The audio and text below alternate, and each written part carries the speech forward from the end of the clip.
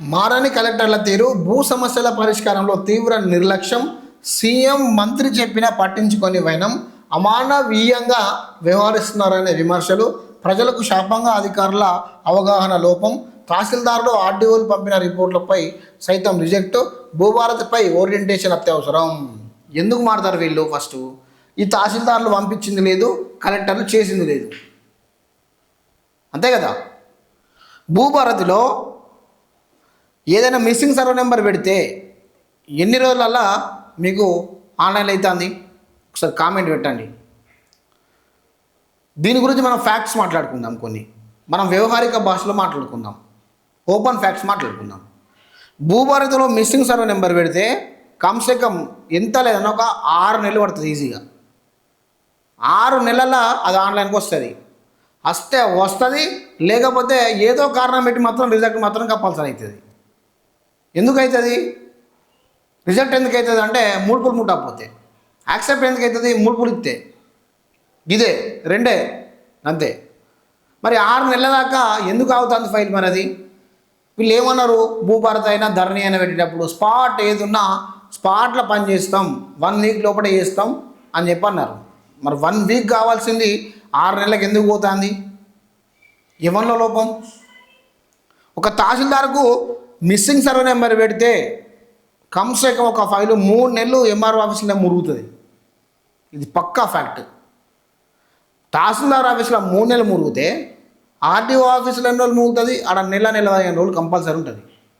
ఇక అక్కడికి పోతే కలెక్టర్ ఆఫీస్ పోతే అది ఎన్ని నెలలు అనేది కూడా తెలియదు.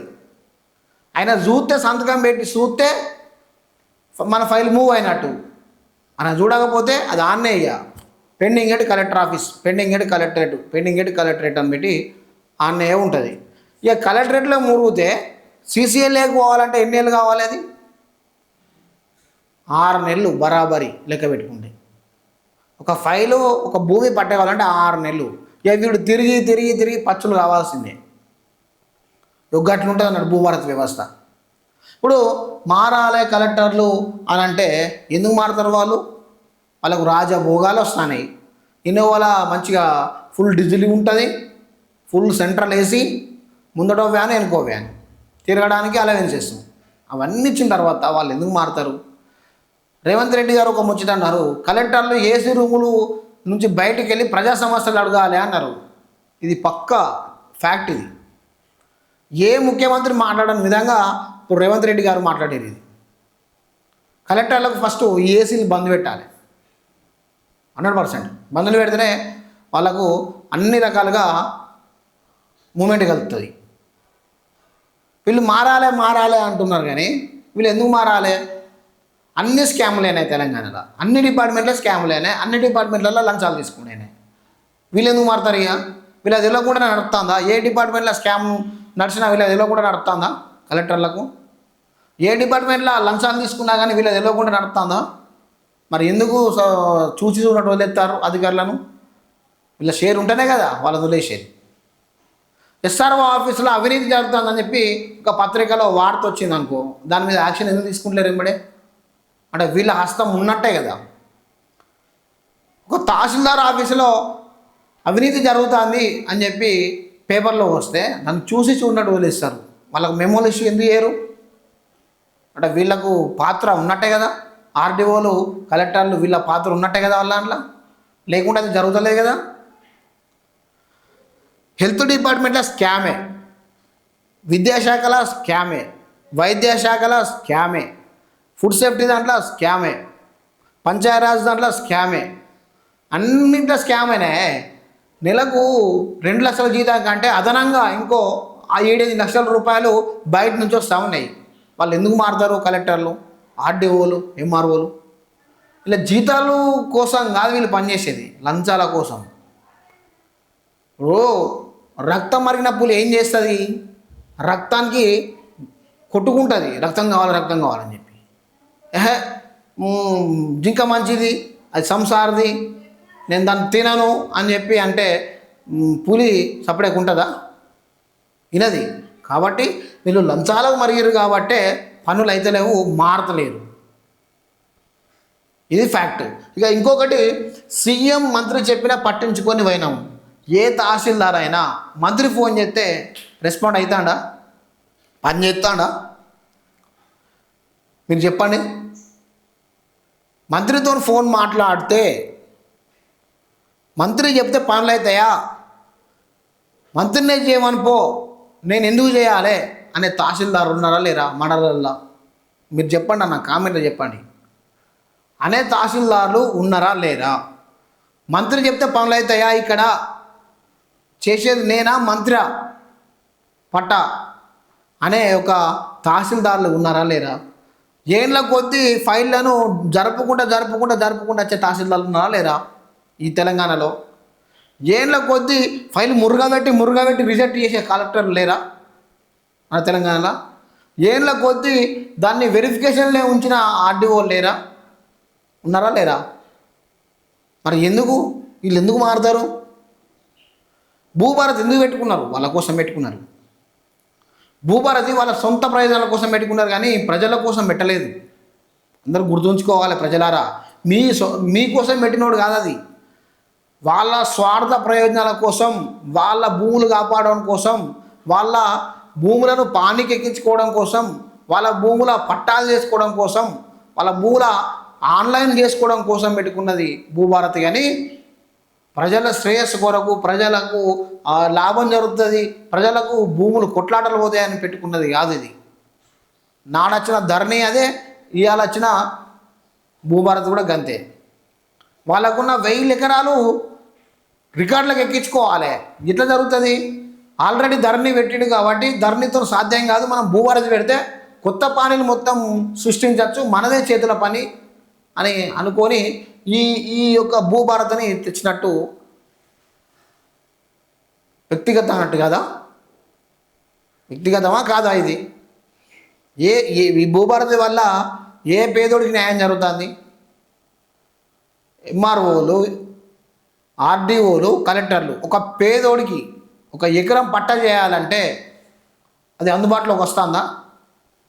వితిన్ 1 వీక్లో 1 ఎకరం భూమిని పట్టా చేస్తే అవుతుందా పేదోడికి? ₹1 ఖర్చు లేకుండా. ఎంతమంది జీపీఓలు వచ్చినా, ఎంతమంది జూనియర్ అసిస్టెంట్లు ఉన్నా, ఎంతమంది వీఆర్ఏలు ఉన్నా, ఎంతమంది వీఆర్ఓలు ఉన్నా పనులు అవుతానయా? చెప్పులు అరుగుదాకా తిరిగినా కానీ పనులు అవుతలేవు. ఎంఆర్ఓ ఆఫీసులలో పోతే, కలెక్టరేట్ పోతే ఇంకా పోతాయి పనులు అవుతలేవు. ఎందుకు మారుతారు వీళ్ళు? మారరు. దయచేసి మనమే మారాలి. వీళ్ళకు ఏం లేదు. మనం మారాలంటే ఏం చేయాలి? వీళ్ళకు ఈ అలవెన్సెస్ కట్ చేయాలి ఫస్ట్. వీళ్ళకు ఏసీలలో కూర్చొని చేసే పనులు బంద్ పెట్టాలి. అప్పుడైతే వీళ్ళకు తెలుస్తుంది. వీళ్ళ జీతాల నుంచి కోత పెట్టియాలి, 10% కోత పెట్టియాలి. రాష్ట్రంలో భూ సమస్యల మానవతా దృక్పథంతో పరిష్కరించాలని మంత్రి పొంగులేటి శ్రీనివాసరెడ్డి అధికారులకు ఆదేశించారు. అయితే కలెక్టర్ల పనితీరు చూస్తుంటే మా తరం దీనికి పూర్తి భిన్నంగా అనిపిస్తుంది. మానవతా దృక్పథం ఏమో కానీ మానవీయంగా వ్యవహరిస్తున్నారనే చర్చ జరుగుతున్నది. రాష్ట్ర వ్యాప్తంగా సగానికి పైగా కలెక్టర్లు భూ చట్టాలపై సరైన అవగాహన లేదని విమర్శలు వస్తున్నాయి. జిల్లా పెండింగ్లో ఉన్న పలుమార్లు తిరస్కరణకు గురై ఫైళ్ల సంఖ్య దీన్ని నిదర్శనంగా చూపిస్తున్నారు. రెవెన్యూ శాఖలో కలెక్టర్లను ధరణికి ముందు, ఆ తర్వాత అనే కేటగిరీలుగా పిలుస్తున్నారు. ధరణి రాకముందే రెవెన్యూ శాఖలో సబ్ కలెక్టర్, అదనపు కలెక్టర్గా పనిచేసిన వారికి అవగాహన కాస్త మెరుగ్గా ఉండగా, ఆ తర్వాత కలెక్టర్లుగా బాధ్యతలు చేపట్టిన వారిలో చాలామందికి సరైన అవగాహన లేదని, దీంతో వారు ఫైళ్లు పెండింగ్ పెడుతున్నారని అధికారుల్లో చర్చ జరుగుతున్నది. రాష్ట్రంలో 6 ఏళ్లలో 2 ROR చట్టాలు వచ్చాయి. ధరణికి గైడ్లైన్స్ జారీ చేయక ఓరియంటేషన్ ఇవ్వకపోవడం, కలెక్టర్ల ఇతర అధికారుల ఇష్టారాజ్యంగా వ్యవహరించారు. అనేక సమస్యలు సొంత బాహ్యంతో ఎన్ఓసీలు జారీ చేశారు. 1000 కోట్ల భూములను ప్రైవేట్ కంపెనీలకు, వ్యక్తులకు కట్టబెట్టారు. ఈ భూభారతి చట్టం రూల్స్ అమల్లోకి వచ్చిన తర్వాత కూడా అధికారులు ఎలాంటి అవగాహన సదస్సులు పెట్టలేదు. భూ సమస్యలను మానవతా దృక్పథంతో పరిశీలించి పరిష్కరించాలని సీఎం రేవంత్ రెడ్డి, మంత్రి పొంగులేటి శ్రీనివాసరెడ్డి రిక్వెస్ట్ చేస్తున్న కలెక్టర్లో మార్పు కనిపించడం లేదు. ఒక ఫైల్ను 4-5 సార్లు రిజెక్ట్ చేస్తున్నారు. భూ భూ సమస్యలను ఎలా పరిష్కరించాలి, ఏ చట్టం సెక్షన్ ప్రకారం చేయాలి అనే వివరాలపై ఉన్నతాధికారులకై సరైన అవగాహన కనిపించడం లేదు. రెవెన్యూ రికార్డులను పరిశీలించి ఎక్కడ తప్పుదోలుతుందో చూసి సవరించడం ద్వారా పరిష్కారం అయ్యే వాటికి కూడా ఏళ్ల తరబడి దరఖాస్తులను కార్యాలయాలను తిప్పించుకుంటున్నారు. తహసీల్దార్లు ఆర్డీఓలు సబ్మిట్ చేసిన రిపోర్టులను కూడా కలెక్టర్లు రిజెక్ట్ చేస్తున్నారు. తాము రికార్డులు వెరిఫై చేసి రిపోర్టు పంపిన కొందరు కలెక్టర్లు రిజెక్ట్ చేస్తున్నారనే వారు ఆవేదన వ్యక్తం చేస్తున్నారు. దీంతో స్థానికంగా ఉండే తమకు బాధితుల నుంచి తీవ్ర ఒత్తిళ్లు వస్తున్నారు. చూడు, తీవ్ర ఒత్తిళ్లు వచ్చినా వీళ్ళు చేసలేడు. 5-6 దశాబ్దాల నుంచి రికార్డులో పట్టాగా ఉన్న భూములను కూడా నిషేధిత జాబితాలో చేర్చారు. పరిష్కరించాలని దరఖాస్తు చేసుకుంటే కాస్త్ర పహాని అంటూ రిజెక్ట్ చేస్తున్నారు. మరి ఇప్పటి వరకు పట్టాగా రాయడం వల్లనే తాము కొనుగోలు చేశామన్న బాధితులు ప్రశ్నకు మాత్రం సమాధానం చెప్పడం లేదు. 6/6/1971 ప్రకారం నేచర్ ఆఫ్ ల్యాండ్ను పరిగణలోకి తీసుకోవాలన్న ఆదేశాలు ఉన్నప్పటికీ కొందరు కలెక్టర్లు మాత్రం కసర పానీని ప్రామాణికంగా తీసుకుంటున్నారు. కొన్ని జిల్లాల్లో 20-30 అంటే 20-30 ఏండ్ల నుంచి పట్టా ఉంటే విపిఓ నుంచి తొలగిస్తున్నారు. కొందరు కలెక్టర్లు మాత్రం తమకు సిసిఎల్ఏ నుంచి ఆదేశాలు ప్రామాణికం అంటూ భీష్మించుకొని కూర్చుంటున్నారు. ఈ నేపథ్యంలో POB, nature and land, ROR miss match వంటి సమస్యలకు సరైన నిబంధనలను పొందించిన తక్షణ అవసరం ఉంది. ఇక అప్పీల్ వ్యవస్థ అంటే దీన్ని బట్టి చూస్తే అప్పీల్ వ్యవస్థలు అవి చూసుకుంటే ఏం లేదు. ఇక వీళ్ళు చేసేది ఏం లేదు, రిజెక్ట్ లైక్ అంతే, యాక్సెప్ట్ చేసేది లేదు. వీళ్ళకి ముడుపులు ముడితేనే పని అవుతుంది. కింది స్థాయి అధికారం నుంచి మొదలు పెడితే పై స్థాయి అధికారి దాకా అక్కడ ఇక్కడ సర్దుకుంటా పోతేనే ఇది పని అవుతుంది.